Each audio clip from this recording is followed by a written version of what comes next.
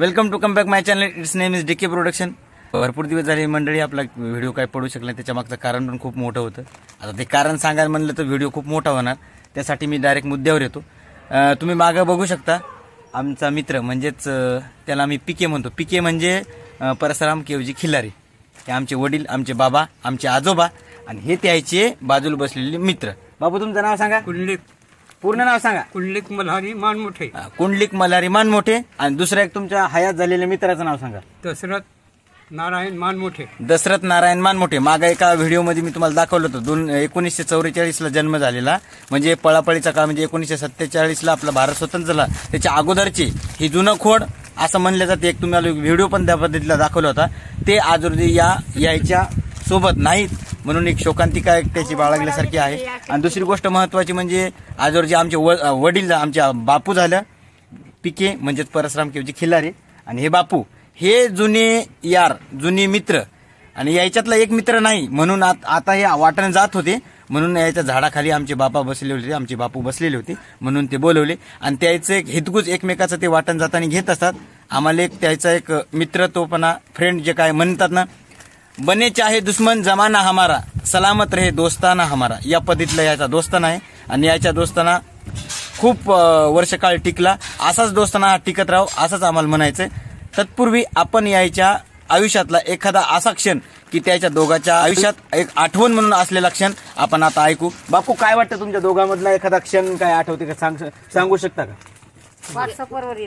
बापू तुम्ही लहानपणी असं ऐकलंय की तुम्ही लोणीला शाळेत होते. लोणीला शाळेत होते तर तुमचे हे मित्र कसे काय बनले, म्हणजे दशरथ बापू मित्र कसे काय बनले? ते तिथे आले होते. मग तिकडून आल्याच्या नंतर शाळा समजा तुमची सुटली, मग शाळेतून इकडे आल्याच्या नंतर तुम्ही काय शेळ्या राखल्या का? शेळ्या मग लोकांच्या वावरानं चारल्या का धुऱ्यानं चारल्या? धुऱ्यानंच का? कलमा करत असतील ना लोक? बडवायचे का? बरं, याच्यात तुमच्या दोघा तिघामध्ये माधवगिरी कोणा मागितली? खरं इमानदारीने सांगायचं. तुम्ही मागितली का? मागायचे का पहिले? पण मग तुमच्या आशीर्वादानं म्हणा किंवा बाबासाहेबाच्या आशीर्वादानं म्हणा तो योग आमच्यावर आला नाही, आणि ती मागण्याची गोष्ट ती गेली. ती खूप चांगलं झालं आणि आम्ही खूप लकी हो. कौशी ढवळे कुठे इथं धरायची, सीत्यावर म्हणा तू काळे खाय मग ढवळे पाहिजे. ही आमची आजी आता बी बघा किती खणखर आहे. चंदेनवाना मादेन खाऊ देते, लहान येते कळत नाही. हो ना, बरोबर आहे. असे किस्से ढवळे ढवळे.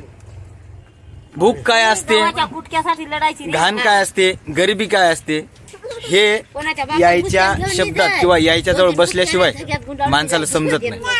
कारण गरिबीतून जाणं, गरिबीची एक जाण असणं हे खूप महत्वाची आहे. आणि ती जाण ठेवणं हे प्रत्येक माणसाचं कर्तव्य आहे. आता लग्नात झालं किंवा कुठं झालं की खूप काही जेवण वगैरे जाण होते, त्या माणसाचं आयुष्य खूप त्यानं घासलेलं असते.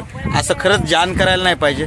कारण आज रोजी आमचे बापू पण आहेत ना, जेवणात ताटातली जी भाकर जर उचल ते अजिबात उरत नाही, भाजी पण उरत नाही. तर चला, एक हलगी वाजवण्याचा नांद होता, तर तो नांद आमच्या वकील साहेबांना पूर्ण केलाय. तर आपण एकदा हलगी वाजवून पाहू, म्हणजे बापू वाजवणार आहे तर बघू एकदा ट्राय काढायचं. बापू वाजवता येते का नाही तर बापूला. तर चला,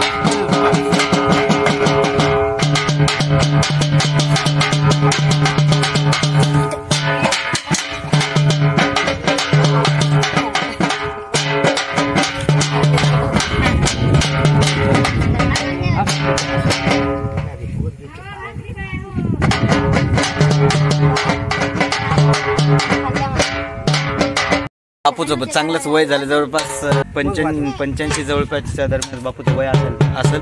त्यामुळे त्याचे काही जास्त हात पडत नाहीत, पण त्या काळात खूप काही त्यानं कारकीर्द गाजवली. तर चला, आता मी तुमच्या एक विराम घेतो. परत एखाद्या व्हिडिओमध्ये काहीतरी नवीन कंटेंट भेटत राहू. तोपर्यंत ta ta, bye bye, take care. स्वतःची काळजी घ्या आणि हेल्थी राहा. Bye bye.